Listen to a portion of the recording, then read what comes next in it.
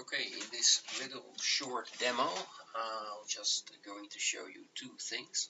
First of all, how can you check which version of the AIP client you have installed and which PowerShell commandlets you can use based on that client. And then we'll go and look at the version, the labeling and protection of a specific file. Okay, in order to check which client you have installed, you basically use a get module function, and I'll just start that up. I'll just go into get module, and then it's Azure information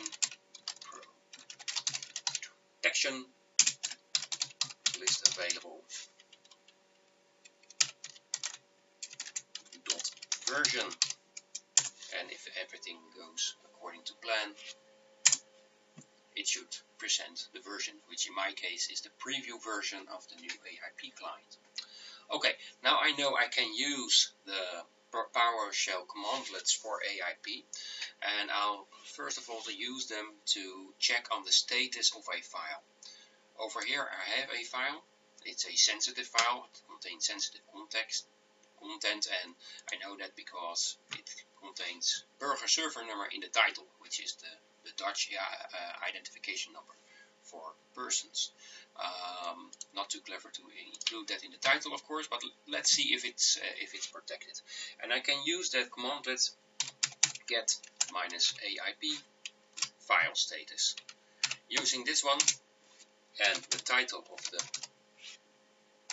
document, which is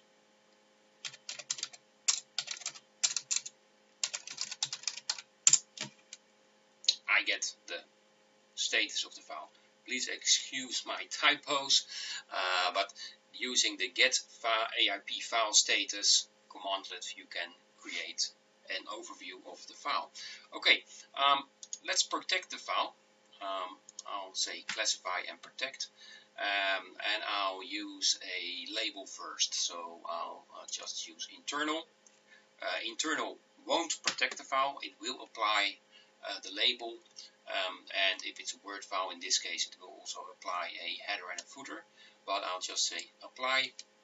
It has completed successfully, and if I get the status, it has now been labeled internal. It hasn't been protected because I didn't protect it using a RMS policy. There wasn't one applied to this internal label, and I will get back to that in a future